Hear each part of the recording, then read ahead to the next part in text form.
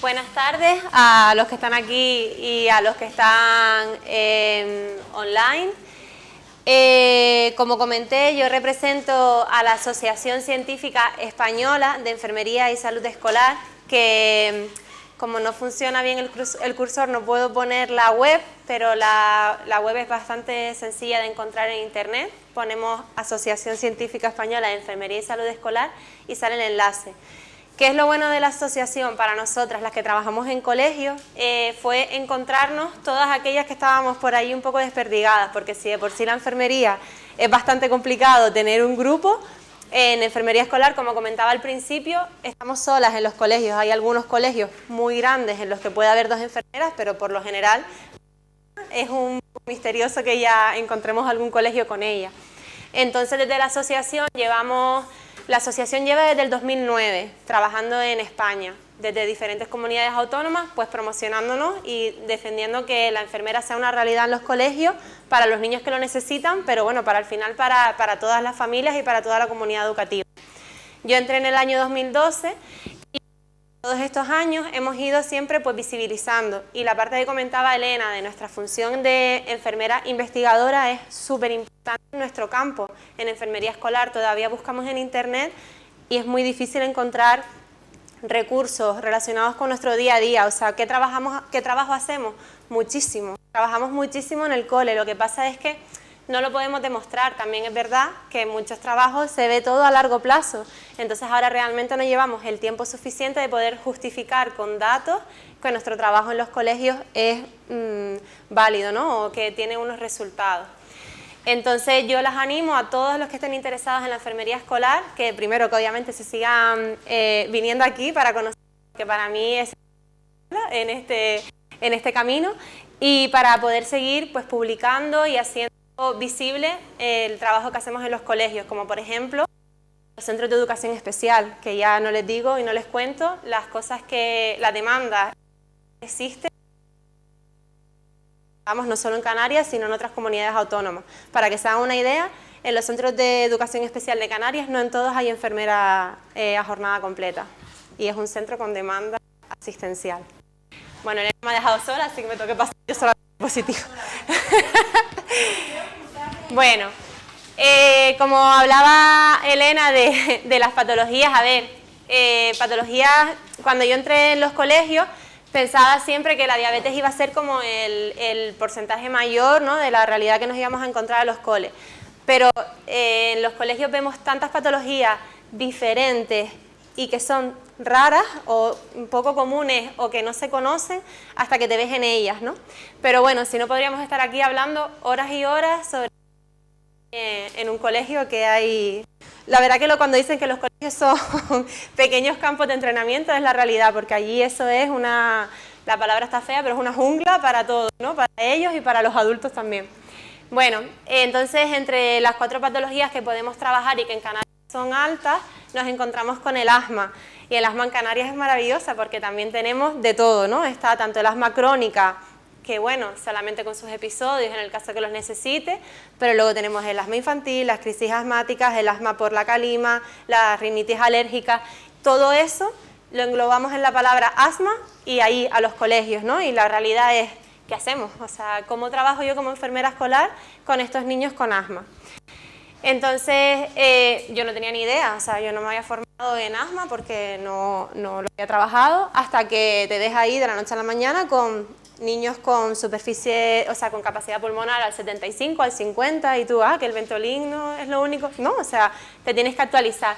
Y gracias a las guías maravillosas, está esta de la GSK, que es de la GSK, no, perdón, de la CCA neumológica, que ha hecho una guía, como digo yo, para dummies, ¿no? Porque al final yo soy enfermera, pero yo quiero que esté lo más masticado posible para yo poder trabajarlo, explicárselo a los profesores o al personal no docente, que también es muy importante en nuestro día a día, y sobre todo a los niños, porque yo sí que hay algo que creo que es súper importante, que los niños no los podemos, y a los pacientes, ¿no?, obviamente, tú no le puedes coger al niño y decirle, toma, ponte esto, tal. ¿Por qué? O sea, ¿por qué te lo vas a poner ahora? ¿Sabes cómo te lo tienes que poner? La campana se lava, no es blanca, ¿vale? O sea, es transparente, vamos a volver al mundo real, ¿no? Entonces, bueno, pues me gusta que todo esté lo más masticado posible. ¿Qué necesitamos en los coles? en el asma? Pues primero, que haya una comunicación entre lo que yo digo, comunidad educativa, que es personal docente y no docente, las familias y en este caso nosotros. Ojalá la utopía fantástica de que nos llegara la información, como dice Elena, desde las instituciones, ¿no? O sea, desde el hospital o desde los centros de salud o lo que sea. Es muy complicado, si ya nos cuesta que llegue de primaria a hospital, pues imagínense ya a un entorno no sanitario.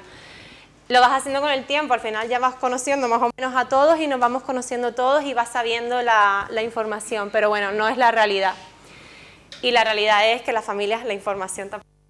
O sea, los informes médicos, pues ese, el actualizado. Yo me enteré hace poco de un niño que tengo con una cardiopatía porque ahora vamos a empezar atletismo, ¿vale? O sea, en fin, que son cosas que las familias se olvidan porque no tiene un tratamiento, no es necesario, pero para ti en el momento de que el niño a lo mejor se te queje de un dolor en el pecho, tú piensas que es una contractura y le dices vete a dar una vueltita y vuelve, a lo mejor no lo es, ¿vale? Entonces, eso es lo importante de nuestro trabajo.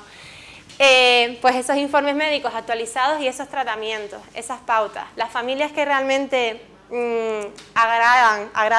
las familias que agradecen que estés ahí, te lo van a dar lo más masticado posible y además te informan hasta demasiado. De no te preocupes que dentro de 2 meses tengo la revisión. No pasa nada, dentro de 2 meses me lo dices, ahora no me es necesario, ¿no? Y ese tratamiento, pues tenerlo lo más claro posible. El plan de acción individualizado, súper importante, o sea, en los colegios, tanto para la diabetes como comentaba Lela antes, para las alergias, no nos vale, si el niño empieza con disnea, le puedes poner los 4 puffs, no, a lo mejor el otro va con 3 y cada 2 horas, o no, y dejárselo bien claro a los profes y a las familias que esa información sí que es importante, que se la podamos hacer llegar lo más sencilla posible, ¿vale? Y después eso, diferenciar entre tratamiento crónico y preventivo. No es lo mismo poner los 3 puffs porque el niño te dice que como hay calima hoy hace falta o porque va a empezar una actividad física, ¿vale? Saber un poco, ya que estamos ahí, pues que no se sobremedique de más, ¿no? Muchas veces se lo van a poner, bueno, es que como no sé cómo va a estar, pues si tú ya vas a estar en el cole, no le va a hacer falta ponerse esos puffs de más. ¿Me explico? Yo hablo también muy rápido y las manos, hay un ventilador aquí que cuando me di cuenta ya generó un huracán. Pasa, porfa. Bueno, después tenemos lo que les decía antes de la información más sencilla, la información más complicada, pero para lo que les decía, ¿no? Para no tener conocimientos en materia de crisis asmática, me parecía súper interesante poder yo tener esto para luego reducírselos al máximo posible. La foto, lo siento, se ve fatal la diapositiva, pero bueno, tendrá el QR y ya si no pues lo pasamos. Y esto está súper bien explicado, pues como les decía, para mí, porque me encontraba con partes que yo no sabía cómo actuar. Una vez tuvimos un debut de una crisis asmática, el niño en 89 boqueando, y yo ya no sabía cómo actuar, ¿no? En ese momento ya estaba ya por ponérmelo al hombro y salir corriendo para la ambulancia, esperando o al hospital o donde fuera, porque ya se estaba exacerbando más, ¿vale? Pasa la diapositiva. Y luego está la guía GEMA, no sé si la conocen, GEMASMA, es una guía ya mucho más amplia en la que se habla... La de antes, no sé, esta, sino es de la Sociedad Española de Alergología, sí. Al final están todas las federaciones de asma, la verdad que se unen bastante para actualizar con la RCP, en asma también funcionan bastante bien. Vale, y aquí tienen pues esto, muchísima más información, ¿vale? Yo no pasaba del Ventolin y del Atroven, ¿no? Y te das cuenta de todo lo que hay detrás. Bueno, esto es nada más a modo informativo. Pasa la siguiente. Nos encontramos con la que propone el Servicio Canario de Salud. Pues a mí me deja un poco igual o peor, porque es lo que les decía, o sea, dedos o labios azulados, yo no estaría en el colegio. Si yo me encuentro un niño ya con principio decía, no, si yo no voy a estar esperando o ponerle los aerosoles, ¿vale? Pero, no sé, ustedes véanlo por sí mismos, las flechas van para todos los lados, es un poco difícil de entender. Y esto también, aprovecho y les digo lo que les decía antes, nosotras como enfermeras aquí en los colegios en Canarias, podemos darle el toque al gobierno de Canarias y decir, oye, pues a lo mejor podemos tenemos conocimientos y experiencia trabajando en colegio y es a modo de, pues eso, una actualización que ya toca, ¿vale?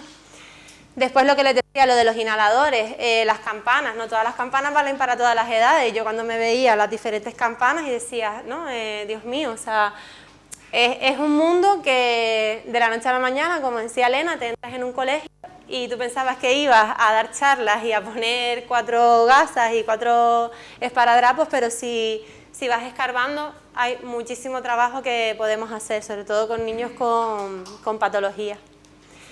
Sí.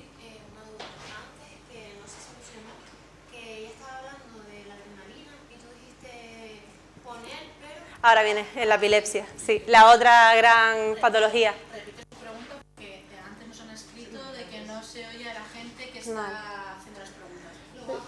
Sí, la compañera que está aquí en presencial acaba de preguntar cuando esa medicación de urgencias que decimos sí, la podemos poner, pero, y ahora ya hablamos, pasa a la epilepsia, que si de asma yo no tenía ni idea, de epilepsia muchísimo menos, porque pasamos de, y ustedes por favor no me dejen aquí como la única que tenía los conceptos básicos, piensas en epilepsia, piensas en crisis epiléptica, piensas en que va a tener movimientos tónico-clónicos, ya está, hay tantas crisis epilépticas, tantas auras, tantas crisis compulsivas que no tienen absolutamente nada que ver unas con otras, o las crisis de ausencia por una subida brusca de temperatura, o sea, hay un gran mundo dentro de la epilepsia y sobre todo infanto-juvenil, las crisis febriles, eso que decía Elena, yo tenía niños que ponía crisis febriles cuando tenía 3 años y está ahora en segundo de bachillerato y sigue poniendo, ¿no?, ese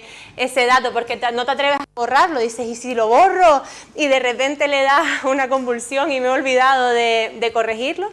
Por eso es importante, pues, obviamente, insistir a las familias a principio de curso. Muchas no te van a contestar, pero tu parte de decir, por favor, actualiza este apartado, es importante, ¿vale? Bueno, en esta guía, que es de la Asociación Nacional de Personas con Epilepsia, ANTE, está muy bien también, trabaja muy bien la asociación, está bastante bien explicada, pues esto, las diferentes grupos que hay dentro de lo que viene siendo el mundo de la epilepsia. Es uno de los principales problemas que nos encontramos en el ámbito educativo, esa falta de información, saber cómo actuar, ¿vale? Seguimos viendo, cuando hacemos los reciclajes a los profes de los primeros auxilios, cómo actuamos, y incluso entre nosotras mismas, enfermeras también, cómo actuamos cuando tenemos un niño o una niña con una crisis convulsiva. ¿Qué hacemos? Todo el mundo decimos lo mismo, ¿no? Primero, retira todo, ¿vale? ¿Qué más? Les pregunto, ¿qué más? ¿Eh? Posición lateral de seguridad. ¿Cuando está convulsionando o después de convulsionar? Después. ¿Le abrimos vía aérea o no abrimos vía aérea? ¿Cuándo? Vale, todo esto, pero claro, te sigues encontrando guías, manuales en las que te pone, tú abres mientras puedas o fuerza. Afortunadamente ya no está lo de saca la lengua o mete un boli, ¿vale? Pero sigue habiendo, y muchas veces los profesores, cuando tú les reciclas, te lo vuelven a decir porque se quedan con ese apartado de no, hay que meter un boli. No, ¿vale? Y es difícil, pero el ámbito educativo, los profesores, lo que decía Elena, o sea, ellos son, para mí, o sea, si yo pensaba que nuestra profesión era complicada, la de los profesores se encuentran con un berenjenal, con 25 alumnos, 25 familias, 50 adultos en el mejor o peor de los casos, ¿vale? Cada uno con sus cositas, ¿vale? Entonces es muy complicado y para ellos ya meterles el tema de la salud y de las emergencias, la ansiedad muchas veces los satura, ¿vale? Y casos, les puedo contar ejemplos, experiencias, así todos los días, ¿vale? Lo importante después también te dice, no, recoge la información exhaustiva de la crisis, cuanto antes, durante, después, el tiempo. Yo tuve una crisis de ausencia de una niña de 3 años y les puedo asegurar que ni me acuerdo ni cuándo comenzó a dejar de mirarnos, ni a qué hora, ni cuánto se le subió la temperatura. O sea, en ese momento solo estabas pensando, todo el mundo mirando para ti, las profesoras, tú mirando para la niña y rezando en ese momento en saber cómo actuar, porque no tenemos nada, ¿vale? O sea, lo que tenemos es lo que podemos tener como consulta ajena a un entorno hospitalario. Y ellos solo rezaban que la niña volviera un poco, se le acabara el episodio para poder salir corriendo, que ya habíamos llamado al 112, y ese pero, ¿no? Ese pero, yo no espero, o sea, yo si veo que puedo tener a otra persona al lado mío, pues vamos haciendo las dos cosas a la vez. En este caso no estaba diagnosticada, no tenía medicación para poder actuar, o sea, bueno, en fin, todo salió bien al final. Curioso, que creo que lo conté en el curso anterior, curioso fue que pese a que yo estuve allí, di toda la información que tenía, no me acordaba del tiempo, pero bueno, bastantes datos que sí dimos, ¿no? Cuando llegó a la madre le comenté, vete al materno, comenta esto, que ha sido una crisis de ausencia por una subida brusca de temperatura, bueno, toda la información que podíamos haber recapitulado. Y en el materno le dijeron que no podían considerar congruente la información y descartaron la sospecha de crisis de ausencia, porque no teníamos posibilidad de, o sea, no sé cómo explicarlo sin que suene mal, o sea, se cuestionaba mi trabajo como enfermera en el cole, ¿vale? No por ser yo ni en el momento X, sino ¿quién estaba allí? La enfermera. Es que además fue en el momento, ¿vale? Y eso es un dato que dices, jope, si pudiéramos tener esa comunicación directa de que todo hubiera salido bien, ¿me explico por dónde van un poco lo que nos queda todavía por avanzar? Y luego, pues, el centro debe de establecer su plan de actuación ante una crisis epiléptica, que ya les digo, si no lo ponen sencillito y rapidito, nadie se acuerda de dónde está esa guía, porque los profesores no tienen esa facilidad. Pasa, porfa.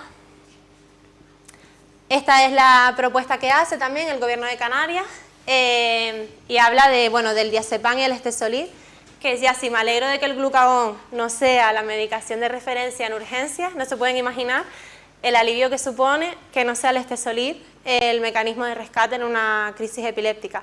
Es la cosa más invasiva y más agobiante en el momento de intimidad a una persona que está sufriendo una crisis convulsiva, que vamos, o sea, imagínense el momento, allí en el colegio, 20 niños alrededor, porque por mucho que tú los quieras quitar, siempre hay alguno que intenta observar, tienes que bajar el pantalón, introducir el estesolid, hasta qué punto, cuánto, dónde, la dosis, le pones el más o el menos, y apareció el bucolam.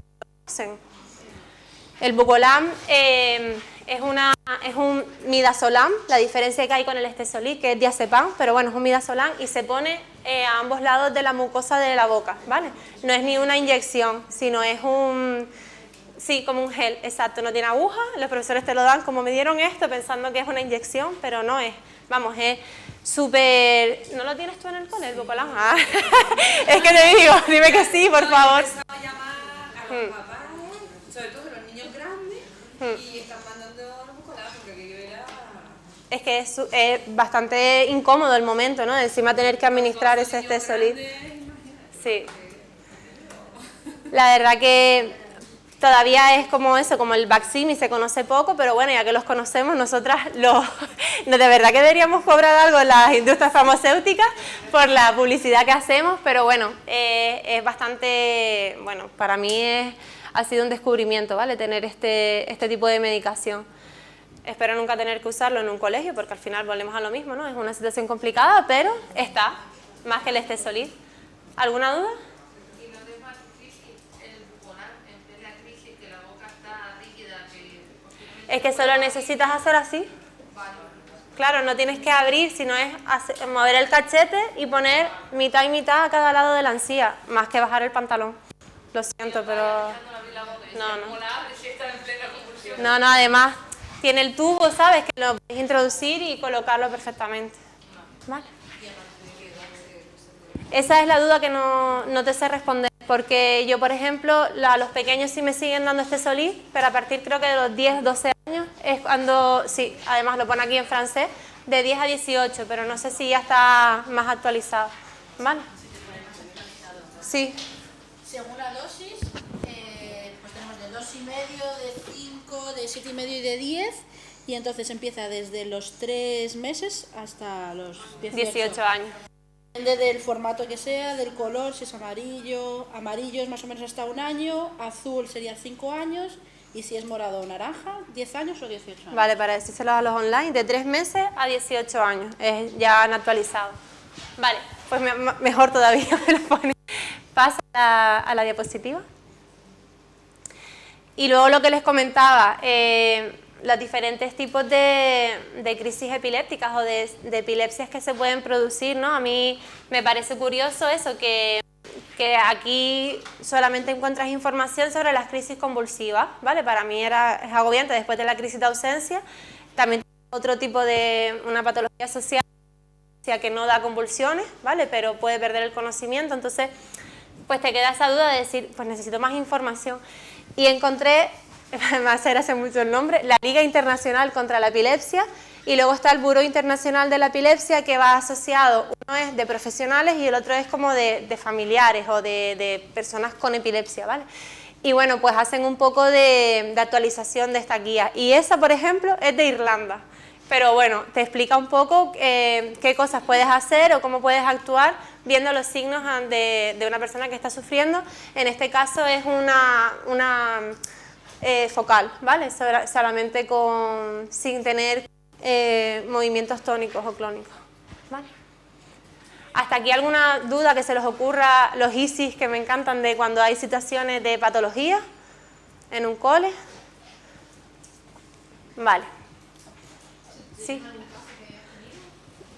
Los que me van surgiendo, así los que les voy contando, de la crisis de ausencia, de asma, de alergias todos los días, diabetes. Me estaba acordando antes porque cuando dijo Elena, hoy justo dije, a ver si voy con las manos sucias, estaba haciendo un taller con niños de 4 años, a una se le cayó una libreta en el dedo del pie y se lo partió, mientras la otra estaba con vómitos en la consulta, y era como, ¿cómo gestionas todo a la vez? O sea, dices, por favor, la ley de Murphy existe, cuando quieres preparar un taller, sucede, pero después todo al final, afortunadamente, siempre se resuelve. ¿Pasa? Vale. Bueno, como comentaba Elena, nosotros de lo que hablamos es de los protocolos de actuación en los centros educativos privados. ¿Por qué? Porque es lo que podemos manejar y es lo que podemos nosotras jerarquizar en base también a lo que se hace en otras comunidades autónomas y lo que creemos que es lo correcto también, porque ahí es donde podemos meter nosotras nuestro motivo, ¿vale? Nosotras como centro tenemos nuestro propio protocolo en el que hacemos nuestras guías, por así decirlo, de cómo podemos actuar. Tenemos nuestra justificación. Luego la jerarquía de cómo actuar en el centro, porque claro, es lo que les digo, imagínense el caso que les acabo de decir, yo estoy dando un taller y a la otra se le acaba de caer eso en el pie, ¿vale? En lo que yo llego y decido si va a urgencias o no, alguien la tiene que ver, ¿no? Y si yo no estoy, por los motivos que sea en ese momento en el centro, ¿quién se encarga de avisar a las familias o lo que sea, ¿no? Al final tiene que haber una jerarquía de cómo actuar en situaciones de urgencia. Luego los procesos, la documentación de referencia con la que nosotros manejamos, que son todas las guías que hemos hablado, y bueno, definiciones y anexos. Ahora mismo que ya creo que hemos tenido información suficiente, les vamos a hablar de nuestro pan de cada día, de cómo actuamos en el cole, ¿vale? Básicamente, dejando los talleres de educación y promoción de la salud, que son menos de los que nos gustaría porque el tiempo es lo que nos permite, pero mínimo intentamos entrar una vez cada trimestre a cada clase, ¿vale? Ya es más de lo que se puede hacer de atención primaria. Esto es lo que nosotras nos encontramos en el día a día, ¿vale? Nosotros podemos atender o valorar niños en la consulta, porque tenemos, además, afortunadamente, en nuestro colegio nos han abierto las puertas a todo lo que hemos podido pedir, siempre bajo unos límites, que tampoco nunca nos han... Bueno, a todo lo que hemos pedido lo tenemos unas consultas muy bien adecuadas con nuestros recursos, entonces, bueno, hacemos bastantes cosas y valoramos o medio diagnosticamos situaciones que les facilitamos tener que ir o no a los servicios de urgencias, cuando en el caso del COVID también, por ejemplo, esas otitis maravillosas, pues es un recurso de si tienen que ir o no, ¿vale? A urgencias. La información sanitaria, ¿cómo la manejamos? Las situaciones de urgencias y las actuaciones. Pasa si quieres. Bueno, nosotras para poder ver a un niño en el cole tenemos que hacerlo de dos maneras. Primero, que las familias nos lo soliciten. Nuestra vía de comunicación con las familias, como comentaba Elena, es Exemptia, que es una aplicación como puede haber para con otros coles, de estos de donde ponen las circulares informativas y toda esa información. Allí las familias te piden, pues valorar, mira que ayer le picó un mosquito y la roncha no deja de crecer, puedes verlo, no sé qué, o qué crees, o lo que sea, ¿no? Y luego la otra parte maravillosa que nosotros utilizamos como plataforma interna en el centro, el Microsoft Teams, que yo creo que todos los que hemos estado en pandemia y hemos hecho algún curso, algo, conocemos el Teams, seguro. A mí esto me ha costado carros y carretas hacerles entender a los profesores que por favor los niños no cojan la enfermería, no vengan solos, ¿vale? Porque algunos lo cogen de verdad porque necesitan, pero otros es el paseo del día a día, o de repente tú no estás en la consulta y cuando llegas tienes 6 niños allí sentados. No es para ellos ni es agradable ni para mí tener que ir, porque después a lo mejor es algo grave, pero a veces es cosas en las que tú has dejado de ir, en la hipoglucemia o lo que sea, para ir a la enfermería porque te dicen, mira, es que la cola parece que no para de crecer, ¿vale? Entonces hemos intentado que los profesores agarren a los niños en clase, que ya a la 16ª vez que el niño le dice, me duele la cabeza, yo entiendo que el profesor te diga, te lo voy a mandar, o sea, ya no puedo aguantar a este niño más en clase diciendo que le duele la cabeza, ¿vale? Lo vemos en la enfermería, valoramos lo que nosotras consideramos, como les enseñó Elena, nuestra guardia o nuestros apuntes de enfermería son esos puntos. Si tenemos que ampliar más en algunos casos, que las familias separadas, o sea, algunas veces son complicadas y necesitamos detallarlo todo para evitar después algún tipo de complicación. Y después, pues eso, comunicamos con la familia, sí o no. A veces el que te viene por una herida con un folio, ni te molestas en escribir, la limpias, desinfectas y ya está. Pero bueno, dependiendo del nivel, o mandas un mensaje a la familia y le dices, tranquila, que la roncha del mosquito no le va a pasar absolutamente nada más, o mira, al final no es un mosquito, es una araña, tiene infección, vas a tener que llevarlo a urgencias o lo que sea, y tiramos de avisar, de llamar a la familia. ¿Qué nos pasa en los centros privados, en los colegios privados? Y esto es una reivindicación que también hago. Cuando nosotros tenemos un niño, por ejemplo, la niña del dedo de hoy, ¿vale? Que les comenté, que lo tiene roto, ya seguro que lo tiene roto, ya tengo la radiografía, seguro, que confirma que está roto. Ella no puede ir al materno, ¿vale? Si tenemos un accidente escolar, los niños de los colegios privados no pueden ir al materno, tienen que ir primero a un centro privado, porque tenemos nuestra parte de seguro escolar, y van a ese centro. Me ha pasado de que yo quiero que vayan al materno, porque es que un TCE que yo quiero que descartes en un niño de 3 años, que el niño se me quedó en casi pérdida de conciencia, no quiero que vaya al perpetuo para que luego me lo derives al materno. Pero si yo lo derivo directamente al materno, me llega una factura como que se ha ido a la seguridad social sin seguridad social, básicamente, ¿vale? Entonces tenemos que hacer pues nuestro protocolo, tenemos que avisar a la mutua, hacer un parte médico, informar de todo lo sucedido y trasladarlo al servicio de urgencias, ¿vale? A veces, sinceramente, yo entiendo que hay algunos casos en los que sí, pero hay apartados que si ya tú sabes que lo imagínate el TCE, ¿vale? Yo le hago el parte, lo llevan a perpetuo, el perpetuo, si tiene pediatra o no, pues decide derivarlo y va al materno. Sí. Sí. Sí. Hay tres centros. En el nuestro hay 3 centros a los que pueden ir. Y luego allí le valoran y ya. Estaba entendiendo que a lo mejor haciendo el papel de la No. mutua y tú considerando que era un TC que tenía que ir, iba directamente a la mujer materna. No, si va, me van a traer la factura después, ¿vale? Que igualmente, yo a veces sí lo he considerado, digo, vete al materno y ya luego me pelearé yo con mi colegio, obviamente, de tener que gestionar la factura. Pero bueno, a veces funciona, es la manera de actuar en este tipo de centros, ¿vale? Pasa la diapositiva. La información sanitaria, lo que comentaba Elena, y lo que les comentaba antes, el colegio es un entorno peculiar. Tenemos muchos menores con sus familias, tenemos adultos y tenemos mucha gente entrando y saliendo en ese colegio, ¿vale?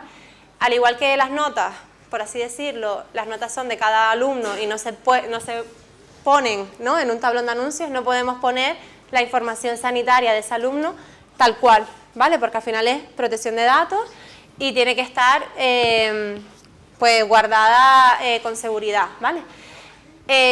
Cuando nosotros nos encontramos con niños con patologías crónicas o agudas o crónicas, nos surge la duda de qué hacemos, porque a mí me interesa, y en mi caso, y yo sé que seguro que Elena también, yo informo a todo el mundo. Yo tengo 2 niños con diabetes en el cole y hasta el personal de limpieza sabe qué tiene que hacer si hay una hipoglucemia o si le pita el móvil o lo que sea, porque puede encontrarse que la niña se la encuentra en el baño y está en hipoglucemia y es la única persona que entra en ese baño, ¿vale?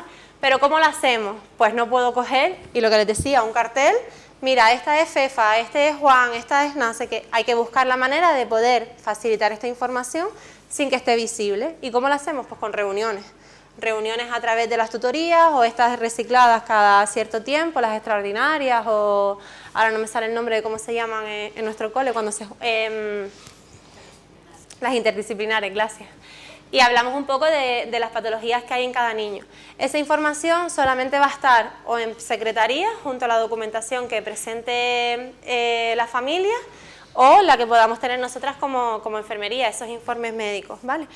Pero nunca permitan que esa información esté más visible, pues porque las familias pues tienen su derecho de decir, es que esta información es privada. Me he encontrado con coles en los que en el comedor, ¿vale?, separaban a los niños con las alergias, el diabético, el no sé cuánto. Vale, vamos a hacer abogado del diablo por los dos lados. Imagínense, como decía Elena, un comedor de 1000 niños, ¿vale?, que hay 1000 niños y 300 son alérgicos, 400 son no sé cuánto. No, es complicado, pero hay que buscar la manera, hay que buscar la estrategia. Pues oye, ponlo con su clase, pero ponlo siempre que estén en el borde de la mesa, ¿no?, como al final terminamos haciendo en otro de los coles. O me decían, no, nosotros ponemos bandeja de color diferente. Y yo, es lo mismo, si estás poniendo una bandeja de color diferente al resto, está dando a entender que está siendo diferente, ¿vale? Hay que buscar, pues, el equilibrio entre todos, ¿no? Y otros que tenían en la mesita la foto del niño y te ponía bien grande, alérgico al marisco o a lo que sea. Claro, entiendan lo que les digo, entiendan al personal de cocina. Es complicado. Entiendan al personal de cocina, que se ven en ese momento de, es que no me acuerdo de esta cara, si ya he visto 920, ¿vale? Entonces hay que buscar la estrategia, y que la mejor estrategia es saber que tú vas a estar ahí y vas a decirle, no pasa nada. Yo les puedo asegurar que todos los días descubro un alimento nuevo que tiene soja. O sea, yo no sé ahora qué pasa con la soja, pero se la ponen a todos. Y tengo niños alérgicos a la proteína de la soja, ¿vale? El otro día nos pasó unas empanadillas de estas de medias lunas, no sé qué, de atún. El niño es así, digo, ¡pero esto! Salimos corriendo la del comedor y yo, y tenía soja, ¿vale? Entonces es súper complicada. Las alergias para mí es una de las cosas más agobiantes en los colegios, ¿vale? Y como ven, me enrollo y después llega un momento en el que ya no me acuerdo de lo que estaba contando, pero creo que les he... ¿vale? Vale. ¿Pasa? Vale, la jerarquía de actuación en el caso de accidente. Yo les voy a hablar de la utopía fantástica que es tener una enfermera en el cole, ¿vale? Cuando nosotras estamos presentes, nosotras somos las que cargamos con la responsabilidad de cómo dirigir la actuación, ¿vale? Afortunadamente siempre hay 400 brazos alrededor que te van a prestar una mano para poder ayudarte a tramitarlo todo, ¿no? Como dice Elena, el colegio encima de secundaria es gigante, o sea, cuando tienes que ir por la silla de ruedas a la otra punta, pues en lo que tú estás con el niño, a lo mejor alguien puede ir a buscar esa silla de ruedas. Nosotras nos encargamos de esto, de todo lo que sea valorar, hacer el parte y trasladarlo. Cuando no estamos nosotros, es el equipo directivo el que se hace frente a estas situaciones, ¿vale? Y en la mayoría de los colegios funcionan igual, como no tienen carga, pues les ponemos un poquito más encima al director y al jefe de estudio. Después, pues, bueno, lo hemos organizado así. En el horario lectivo le toca al tutor, al profesor que esté en ese momento en el aula.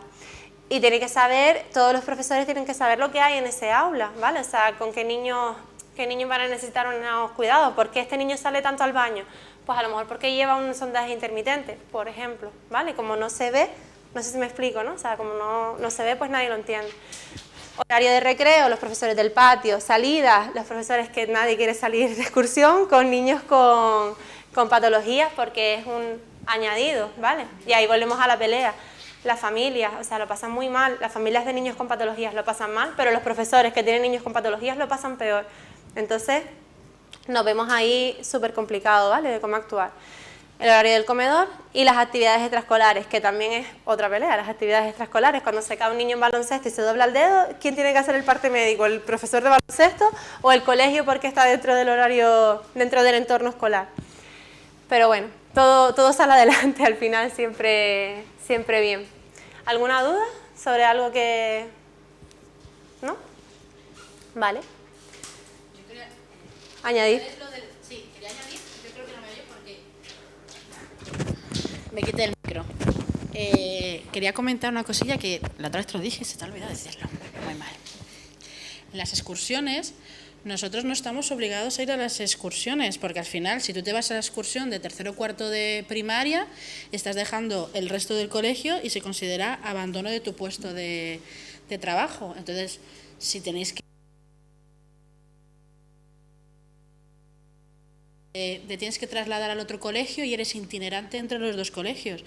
Que quede muy bien registrado porque si no es abandono de vuestro puesto laboral. Ya está. No, es verdad, es que como no hay nada escrito nos tenemos que agarrar muchas veces a las experiencias que han vivido otras compañeras.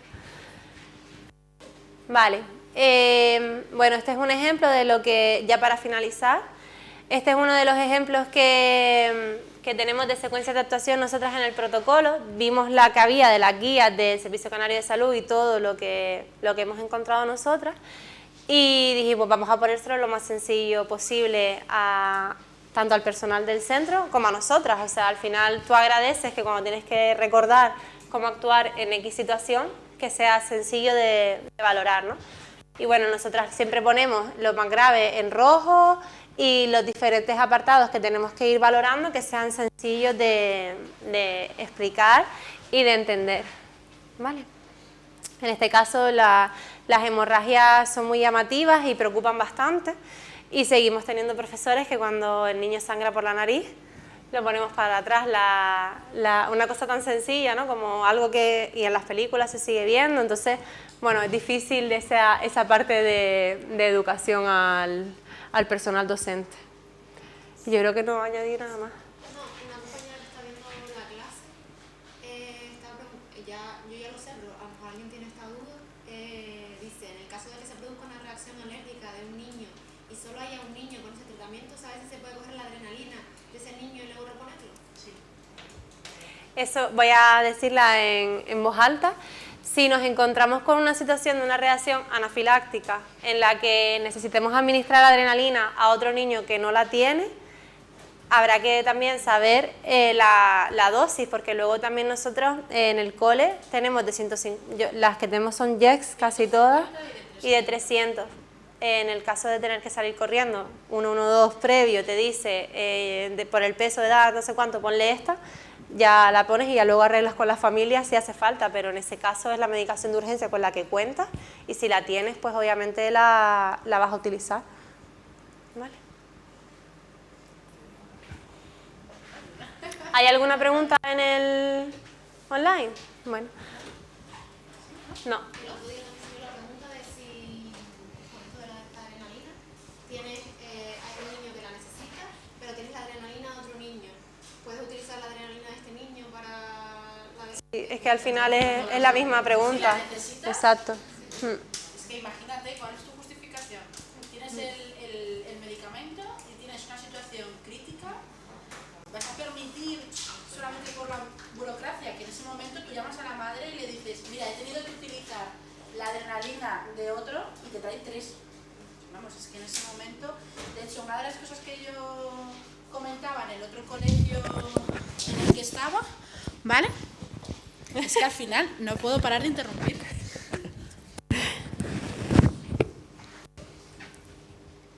Me siento presentadora de un 2, 3 con el micrófono ahora. Ahí. Ahora sí que sí. Gracias. Equipazo. Mira, una de las cosas que yo, por ejemplo, hacía en el otro colegio, ¿vale? Porque me daba mucha pena y era una cosa que os estaba comentando, que era un colegio con bajos recursos y muchísima medicación que se duplicaba y al final, por suerte, se caducaba y se tiraba. Y una familia de bajos recursos que a lo largo del año tenga que gastarse 90 euros o 70 euros en adrenalina para luego tirarla, entonces nosotros lo que hicimos era como un banco de adrenalina. Yo hablé con todas las madres porque eran muchas, ¿vale? Y les dije, quien quiera, ¿vale? Dentro del AMPA, hablé con el AMPA y les hice la propuesta, ¿vale? Tampoco voy a tener 18 epiretales, ni tampoco duplicar la medicación, salvo que sea totalmente la medicación estricta porque tiene pues, crisis epilépticas, o por ejemplo los Estesolid, sí, los Estesolid. Eso sí que no me la podía jugar al quedarme sin Estesolid, porque yo sí que tenía muchas crisis convulsivas. A lo largo de la semana tenía 1 o 2. No podía permitirme no esperar al banco de Estesolid. ¿Yo qué hice con las madres? Les dije, mira, vosotras tenéis todas la JET, porque es verdad que nosotros sabemos que da igual que sea el Telus que sea JET de 150. Pero hay gente que no tiene por qué saberlo. Entonces, los dividíamos como por grupos.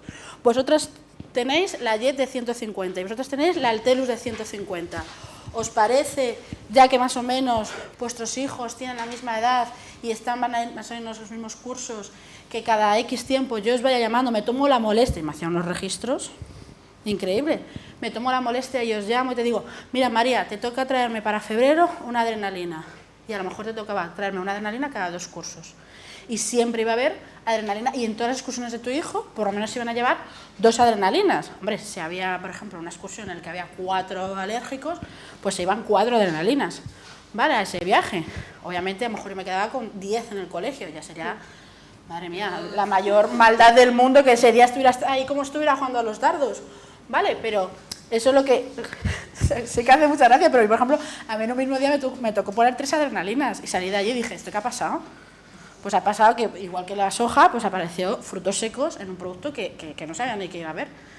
Entonces, claro, que es otra de las cosas que hay que trabajar muchísimo en los comedores, porque la formación que reciben es la formación que necesitan para trabajar, pero es muy limitada en algunos conceptos, porque la alimentación cruzada, la contaminación cruzada que se hace en un comedor es increíble.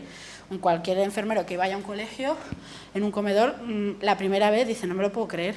¿No te has dado cuenta que te has movido de esta mesa a esta mesa y tú eres el vector y acabas de tocar a ese? Y aunque lo intenten hacer, el volumen de monitores es ínfimo comparado con lo que se necesita en un comedor. Y por eso se hacen esas burradas de poner la cara, que yo, igual que ella, el plato, con la cara del niño en el plato y ponerte al lado lo que tienen, ¿sabes? A ver, yo os voy a decir la broma mía. Yo soy alérgica a la piña tropical. Como habéis visto, soy muy de Madrid, ¿no? Entonces, la piña para mí es la piña tropical.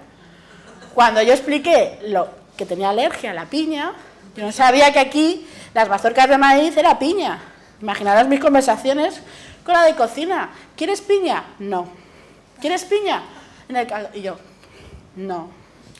¿Quieres piña? Y ya la 4ª vez era, tía, te acabo de decir que tengo alergia a la piña. Digo, ¿tú me quieres matar? Y luego a lo mejor la piña en la ensalada tropical, me ponía la piña y digo, ostras, ¿sabes? Y es una tontería. Y yo soy un adulto. Y estamos en un colegio que lo controlan, que es una pasada, ¿eh? Nosotras vamos ahí súper seguras, y si no bajamos al comedor un día no pasa nada, porque lo llevan hipercontrolado. Pero parece una tontería. Algunos los manises no son los cacahuetes, y para otros los cacahuetes son los anacardos, y los anacardos son todos los frutos secos. Y el coco.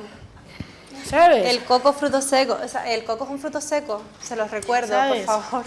Entonces todas esas cosas al final es un poco jaleoso. Esa es justo lo que no quería interrumpir a mi compañera que yo interrumpo, pero ella no me interrumpe. La celiaquía, lo del tema del pan, hacerles entender que los trozos de pan no pueden... ¿Se me oye? Sí. Los trozos de pan no pueden ir cayendo por todo la mesa del comedor para las personas con celiaquía. Es bastante complicado, sobre todo porque dicen, pero no se lo está comiendo. Y tú, ya, pero tú has tocado todos los panes y ahora le vas a poner su bandeja al compañero. Entonces, por eso a mí me cuesta, y como decía Elena, lo del tema de la diabetes, o sea, preparar un menú de diabetes. La primera vez que yo me vi calculando raciones, dije, ¿qué es esto? Cuando yo vi 2 raciones de pasta, yo cuando vi ese plato dije, ¿cuánta cantidad de hidratos le estoy metiendo yo a mi cuerpo? No sé si alguna vez se han planteado el peso de los hidratos, pero comemos muy mal, todo. Comemos muy mal, porque no eres consciente de la cantidad de hidratos que te estás metiendo de más en el día a día. Y la verdad que los menús de diabetes, a los del comedor les hacemos un favor brutal. Nosotras calculando esas raciones, o juegas con esos gramos de más que le pones de pan, que le quitas de hidratos al otro lado, los purés fantásticos. Lo iba a comentar antes, cuando tú haces un puré para un niño con diabetes, hasta la poca espinacas que tú le vayas a meter ya cuentan como hidratos. Entonces, claro, muchas veces los compañeros de cocina, cuando empezamos a hacer los menús de la niña con diabetes, me decían, pero échale algo más, échale un poquito de algo más. Digo, es que no es que le quiera echar algo más, es que todo lo demás que tú pienses, ese poquito, se va sumando y a lo mejor es una ración de más de hidratos que le estás metiendo. Entonces, es bastante complicado de hacerles entender. Pero, ¿y la pregunta era la celiaquía? Te le voy a Sí, recordar.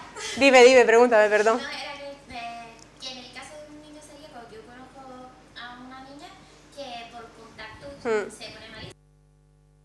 ¿Cómo lo hacen en esos casos? Intentamos. Como dice ella que no le puedes poner como los niños que le ponían el plato y la foto y eso, pero... Mira, la suerte que tenemos, exacto, la suerte que tenemos nosotras, la pregunta que están haciendo, ahora sí que parecemos del informativo, la pregunta que están haciendo es cómo hacemos cuando hay un niño con celiaquía.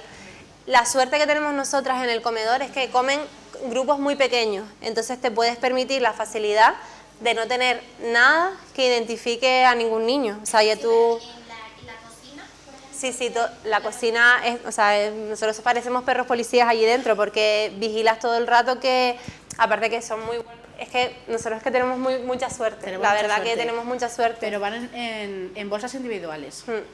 El pan con gluten y el pan sin gluten van en bolsas individuales. Entonces, ellos simplemente saben que es celíaco o intolerancia al gluten o alergia al contacto por gluten o todas las variedades de gluten que pueda existir, porque a lo mejor igual nosotros es verdad que tenemos tanta suerte que incluso compran un pan de gluten y si los alumnos no les ha convencido del todo el sabor, compran otro tipo de pan de gluten. Pero, por ejemplo, en otros sitios, yo creo que lo que tú me estás comentando es el miedo de lo de la contaminación cruzada, de corto el pan o... No, vienen monodosis, no es pan cortado en ningún momento. Sino cualquier otra comida. Enrayado, todo. Sí. Mira, en nosotros, en el colegio, y lo que se recomienda es que las personas que se encargan de las alergias dentro del comedor sea siempre la misma, es verdad. Que si una persona prepara la comida, de los alérgicos siempre sea la misma persona. Además, todo lo dividen por un montón de tablas. Por ejemplo, para los celíacos tienen su propia aceitera con su harina de maicena, ese aceite se va cambiando y tal. Recordamos en qué colegio estamos, ¿vale? Otros colegios no tienen esa suerte. Pero los que no tienen esa suerte, ¿vale? Hay que ver si es una comida que se prepara en el centro o es una cadena de frío que viene desde otra zona, ¿vale? Entonces te viene todo como en bandejitas de plástico. Entonces lo único que tienen que hacer las auxiliares de comedor o los monitores de comedor es abrir el paquete que se carga una persona, ¿vale? Abre el paquete y lo coloca y lo emplata, ¿vale? Y la comida está igual de bien, ¿vale? Pero son con cadenas de frío para que no tengan ningún problema en ese tipo de contaminación cruzada. Pero aún así, es verdad que hay que tener 1000 ojos porque, como yo digo, nosotros lo vemos como más rápido, pero a los niños que les apetece saludar a su amigo, ¿vale? Yo ahora estoy encantada de esta secundaria de bachillerato, porque estuve los 4 años en infantil y primaria, y yo iba al comedor que yo decía que no se mueva nadie de la silla, que no se mueva nadie de la silla, y te girabas y salía uno corriendo porque era su primo y era como, vale, no tiene alergia, vale, no, y tenías que cazar a la mitad, porque a lo mejor el otro se había levantado, había jugado con lo que fuera, y claro, es que es la guerra, el comedor, al final. Entonces, y que tienes que tener en cuenta la inclusión. Obviamente, a mí no me gustaría, yo espero que no, ¿vale? Pero si toca que sea alérgico, que le pongan como una etiqueta, en plan... Bueno, yo era asmática, me ponían una etiqueta morada cuando hacía educación física. Y yo me iba a los parques temáticos, ¿vale? No lloro, pero no me podía montar en casi ninguna de las atracciones, porque como de pequeña tenía tantos broncoespasmos, ¿vale? Pues yo para las atracciones acuáticas tenía que ir con el típico poncho feo, ¿vale? ¿Sabes? Y eso para mí era como, bueno, menos mal que tenía unos compañeros maravillosos que era como en plan, venga, ponte el poncho, Elena, y nos subíamos. Al final acaba calada por dentro el poncho y todo el mundo mojado. Pero yo tenía que ir como con una etiqueta. Y a mí eso es como, jolín, yo no quiero hacer eso. Ahora que puedo hacerlo, ahora bien, al principio del curso y te tienes que ir aprendiendo los nombres, la cara. Y con el COVID, yo cuando llegué, ella porque ya era su colegio, pero cuando yo llegué con el COVID, que me parecían todas igual, todas las alumnas, todas las chicas me parecían iguales. Los niños los identificaba, pero todas me parecían igual. Cuando se quitaban la mascarilla era como, sí, eras tú, que yo creía que eras la otra. Entonces hay que tomarse el tiempo y hablar sobre todo con las madres. Yo siempre digo que si tú tienes... en el colegio hay que llevarse muy bien con 2 personas. Secretaría que tienen la información extrema de todo, no os podéis imaginar. No os podéis imaginar, pero es que es magnífico, vamos, con secretaría, no, todo, desde más.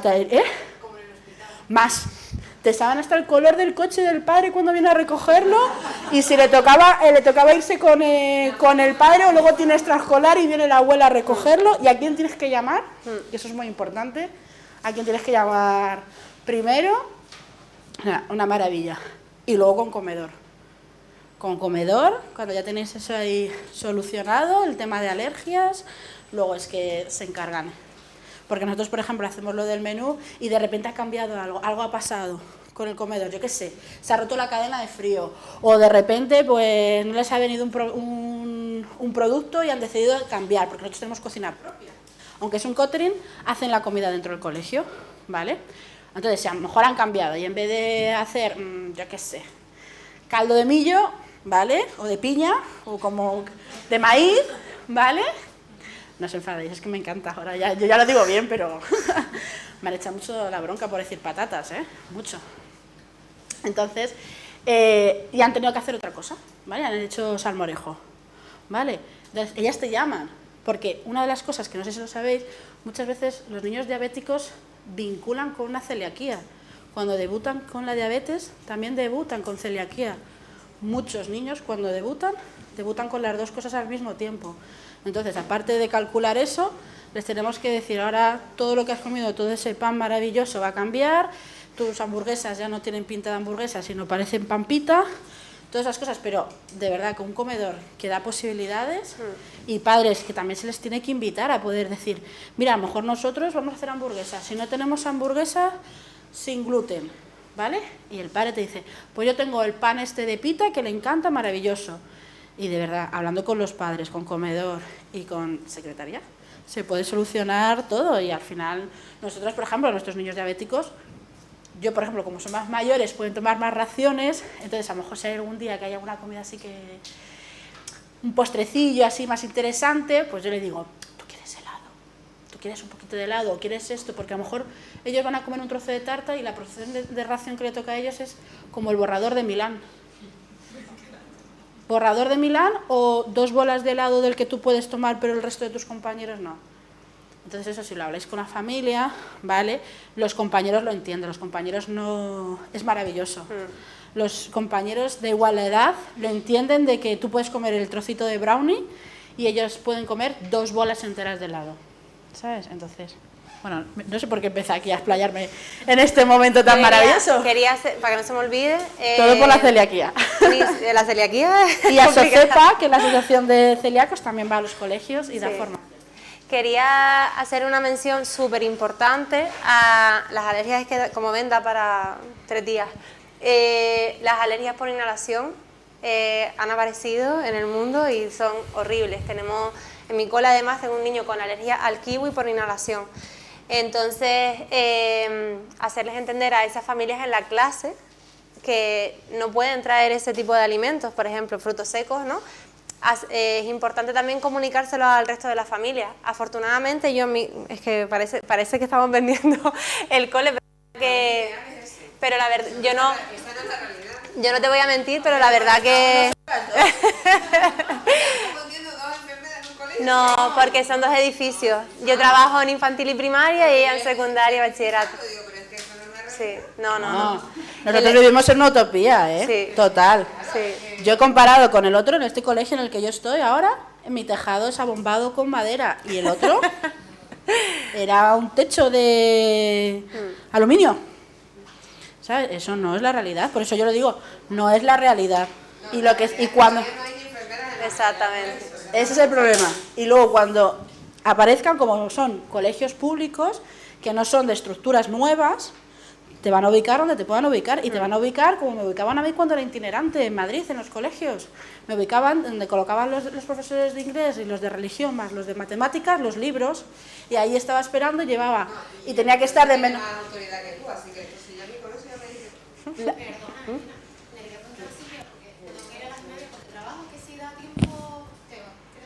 No, ya la parte teórica ya estamos aquí divagando, solamente estamos Voy a aquí... dejar esta apuesta, sí. ¿vale? Para que los Déjeme terminar, por haciendo. favor, de decirle lo de las familias, que me pareció súper importante y creo que es súper sensible para los casos no utópicos como mi colegio. Un caso en otro colegio en el que había una niña alérgica a la proteína de la leche por contacto, en este caso. Y claro, nos llamaron a la asociación y les dije, mira, pues informa a las familias que al menos en el aula, en el desayuno, que es una comida del día, eviten traer alimentos que contengan productos lácteos o tal. Y el profesor, todo ilusionado, fue a reunirse con su familia del colegio, a explicarles la situación y le dijeron, pero no es mi problema. No es mi problema que esa persona no pueda tomar leche, yo no voy a dejar de darle a mi hijo X alimento porque el otro le dé alergia. O sea que es súper interesante también que las familias se sensibilicen con estos temas. A mí me pareció, o sea, de las cosas más desagradables que he vivido, y tengo 400 millones más, como por ejemplo un niño con una atresia de esófago que tiene 5 años, empieza el año que viene en primaria, la madre está pidiendo una enfermera en el cole y le dijeron que ya lo verían el año que viene. O sea, el año que viene va a ser que ese niño no se va a matricular hasta que no empiece alguien allí o le pongan una enfermera itinerante. Así que hay mucho trabajo, mucho trabajo por defender. Además, lo de las enfermeras itinerantes es un vacío legal increíble. Porque además, en mi caso, por ejemplo, era de 3 centros, hasta que ya dije, mira, no puede ser. Y solamente iba, que me hizo mucha gracia, porque encima eran públicos, o sea, que no estamos hablando de ahora que estamos empezando y podemos decir ensayo-error. No, es que estamos hablando de muchos años de enfermería escolar, ¿vale? Y me dijeron, no, tú tienes que ir de 11 menos cuarto a 11 y cuarto a este colegio. Y yo decía, ¿pero por qué? Yo digo, vamos, o sea, el recreo, probabilidad de que hay... No, porque esta niña diabética es cuando se tiene que poner la insulina. Y digo, pero es que esta niña diabética es toda la jornada laboral. No es solo diabético en el momento en que le toca la insulina. ¿Y qué pasa cuando le pones la insulina y te vas? Y es que yo subía, imaginaros, tenía que salir corriendo, subía, le ponía la insulina y me bajaba y me iba con una sensación de, madre mía, y hasta que ya puse una reclamación y dije, por favor, decirme, o sea, o me cubrís desde que salgo, piso la primera losa de fuera del centro hasta que llego allí y tal, porque si me caigo, me hago un esguince, fuera de tu jornada laboral, cosas así, ¿sabes? Que al final, y lo del itinerante yo espero que por favor que aquí no aparezca, igual que al final una enfermera a media jornada, la enfermera tiene que cubrir toda la jornada laboral y no necesitamos estar fuera de la jornada laboral allí, mirando al techo, tampoco, ¿sabes? Nosotros no miramos al techo porque tenemos muchas cosas que rellenar, porque al final, aunque es maravilloso, no deja de ser un colegio privado que habéis visto todas las cosas administrativas que se tiene que hacer, porque si el niño se te cae a las 3:30 y tú te vas a las 3:30, hasta las 4:15 no te has puesto en contacto y has hecho el parte de AXA, se lo has mandado, bueno, ha dicho la aseguradora nuestra, error.